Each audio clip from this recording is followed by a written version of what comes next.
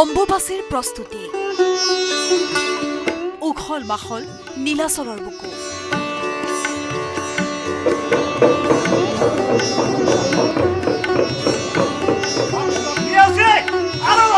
কামাখ্যা ধামলৈ আগমন ঘটিছে সাধু সন্যাসীৰ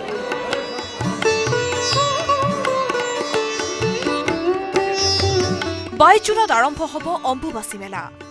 দ্বিতীয় কুম্ভ মেলা খ্যাত অম্বুবাচী মেলাত কামাখ্যা ধামলৈ আগমন ঘটে দেশৰ বিভিন্ন প্ৰান্তৰ সাধু সন্যাসীৰ ইতিমধ্যে মা কামাখ্যা ধামত উপস্থিত হৈছে বহুকেইটা আখাৰাৰ সাধু সন্ত মা কামাখ্যা ধামলৈ অহা সাধু সন্তৰে উদুলি মুদুলি পৰিৱেশৰ সৃষ্টি হৈছে নীলাচল পাহাৰত দূৰ দূৰণিৰ পৰা আহিছে নাগা বাবাকে ধৰি আন সাধু সন্যাসীসকল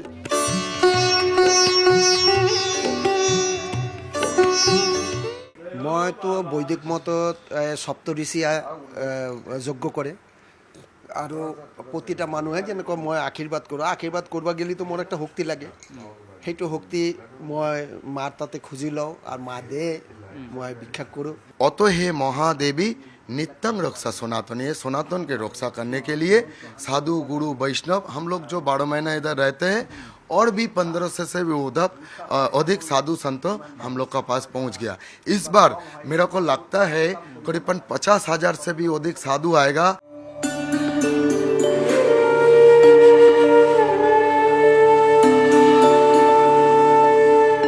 এইবাৰ অম্বুবাচীলৈ আগমন ঘটিব 4,000ৰো অধিক বিভিন্ন পন্থাৰ সাধু সন্যাসীৰ একেদৰে দেশ বিদেশৰ পৰাও আহিব বহু সংখ্যক দৰ্শনাৰ্থী তথা ভক্ত অম্বুবাচীৰ পূৰ্বেই নীলাচলত উপস্থিত হ'ল এইজন সন্যাসী বিগত 20 বছৰতকৈ অধিক সময় তেওঁ সোঁহাতখন ওপৰলৈ দাঙি যোগ সাধনা কৰি আহিছে ये साधना कर रहा हूँ मैं आज हर पल आप ऐसे करते हैं 16वां साल हो रहा है 2010 से शुरू किया है अभी तक चल रहा है कंटिन्यू दिक्कत तो नहीं होता है आपको नहीं कितना बार मैं आया हुआ है 2007 तक 2007 से तो मैं कंटिन्यू रहता हूँ आज 30-32 साल हो गया है हमको कामाख्या में अप डाउन कर অম্বুবাচীলৈ অহা ভক্তসকলক আদৰিবলৈ সাজু পৰ্যটন বিভাগ আৰু জিলা প্ৰশাসন ইতিমধ্যে থিৰাং কৰা হৈছে অম্বুবাচীৰ সময়ত কি কি ব্যৱস্থা কৰা হ'ব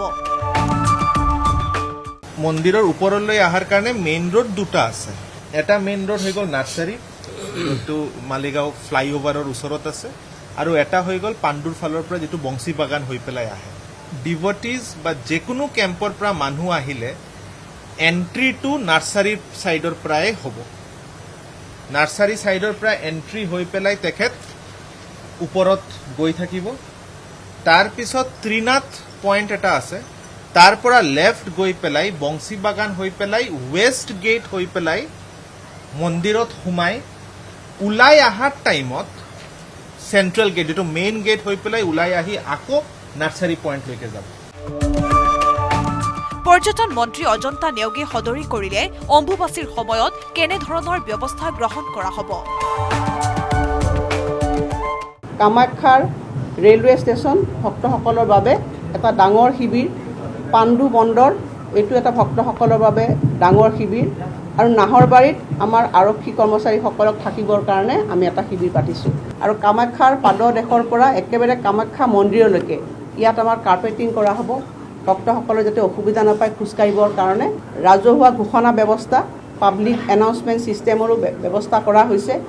আমাৰ পৰিষ্কাৰ পৰিচ্ছন্নতা স্বাস্থ্যবিধি সুৰক্ষা আৰু নিৰাপত্তা এইখিনি ব্যৱস্থাও আমি কৰি আছোঁ অম্বুবাচীৰ সময়ত ওপৰলৈ যোৱাৰ ক্ষেত্ৰত থাকিব বিশেষ পথ নিৰ্দেশনা যান বাহনসমূহ ক'ত পাৰ্কিং কৰিব কেনেকৈ ওপৰলৈ যাব লাগিব সেয়া সকলো ইতিমধ্যে প্ৰশাসনে নিৰ্ধাৰণ কৰি দিছে যিখিনি ইমাৰ্জেঞ্চি ভেহিকেল লাইক এম্বুলেন্সে হওক বা পানীৰ গাড়ী হওক জিএমচিৰ যিখিনি গাৰ্বেজ কেৰিং ভেহিকেলছ আছে সেইখিনিকে অহা যোৱা কৰিব দিয়া হ'ব আৰু তাৰপিছত ৰাতি 11টাৰ পৰা 5টা বজালৈকে ৰাতি 11টাৰ পৰা মৰ্ণিং 5টা বজালৈকে যিখিনি এছেঞ্চিয়েল গুডছৰ গাড়ী থাকিব তেতিয়া 11টা পৰা 5টা বজাৰ ভিতৰতে সেইখিনি সময়ত সেইখিনি গাড়ী চলাচল কৰিবলৈ অনুমতি দিয়া হ'ব আৰু এটা ৰাস্তা আছে পাণ্ডু পোৰ্টৰ পৰা যিটো নতুনকৈ ৰাস্তা আছে সেই নাহৰবাৰী হয় সেই ৰাস্তাটোদি যিখিনি ইমাৰ্জেঞ্চি ভেহিকেল আৰু এজ ৱেল এজ আমাৰ যিখিনি ফেৰী কাৰ প্ৰভাইড কৰিছে ডিষ্ট্ৰিক্ট এডমিনিষ্ট্ৰেশ্যনে সেইখিনি গাড়ীহে সেইফালে আহিবলৈ দিয়া হ'ব। অম্বুবাচীৰ সময়ত নীলাচলত সেৱন কৰিব নোৱাৰিব মাদক দ্ৰব্য। মাদক দ্ৰব্য সেৱন কৰা লোকৰ বিৰুদ্ধে লোৱা হ'ব কঠোৰ ব্যৱস্থা। আনহাতে কামাখ্যালৈ অহা ভক্তসকলক জোতা চেণ্ডেল পিন্ধি কামাখ্যাৰ ওপৰলৈ নাযাবলৈ অনুৰোধ জনাইছে প্ৰশাসনে। কোনো কণ্ট্ৰল নোহোৱাকৈ ইয়াত ৰাইজৰ আগমন হ'বলৈ দিব নোৱাৰোঁ। তেনেকুৱা হ'লে বিপদ হোৱাৰ সম্ভাৱনা আছে। সেইকাৰণে প্ৰশাসনৰ ফালৰ পৰা এটা সময় ধাৰ্য কৰি দিছে যে ৰাতিপুৱা 5টাৰ পৰা সন্ধিয়া 6টালৈকেহে ভক্ত ওপৰলৈ উঠিব পাৰিব আৰু 6টা বজাৰ পিছত কোনো ভক্তই তলৰ পৰা কামাখ্যা কৈথিলৰ পৰা ওপৰলৈ আহিব নোৱাৰে। যিসকল ভক্ত ওপৰলৈ পদব্ৰজে আহে তেওঁলোকে চেণ্ডেল জোতা যাতে পিন্ধি তলৰ পৰা ওপৰলৈ নাহে, কাৰণ ওপৰত তেনেকুৱা চেণ্ডেল বা জোতা ৰখাৰ কোনো ধৰণৰ তেনেকুৱা ব্যৱস্থা কৰা নহ'ব। ভক্তসকলে খোজকাঢ়ি কামাখ্যা ধামলৈ যাওঁতে যাতে অসুবিধা নাপায় তাৰ বাবে মূল প্ৰৱেশ দুৱাৰৰ পৰাই কাৰ্পেটৰ ব্যৱস্থা কৰা হ'ব। কামাখ্যালৈ অহা ভক্তসকল থাকিবলৈ পাণ্ডু, মালিগাঁও, নাৰ্চাৰী অঞ্চলত নিৰ্মাণ কৰা হৈছে 3টা বিশাল গৃহ। নিৰাপত্তাৰ দিশটো তীক্ষ্ণ নজৰত ৰাখিব জিলা প্ৰশাসন আৰু গৃহ বিভাগে। আশা কৰা হৈছে এইবাৰ কামাখ্যা ধামলৈ 8 লক্ষাধিক লোকৰ সমাগম ঘটিব। মুঠতে অম্বুবাচীক লৈ পূৰ্ণ প্ৰস্তুতি চলাইছে পৰ্যটন বিভাগ আৰু জিলা প্ৰশাসনে।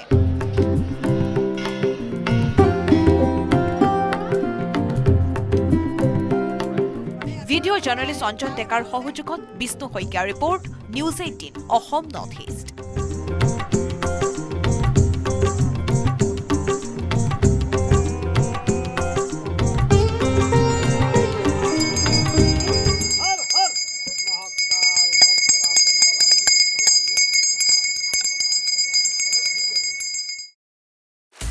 আপুনি বিচৰা বাতৰি পাব কেৱল নিউজ 18 এপত। নিউজ 18 এপ ডাউনলোড কৰিবলৈ স্কেন কৰক এই QR কোড। গুগল প্লে ষ্টৰতো পাব এই নিউজ 18 এপ।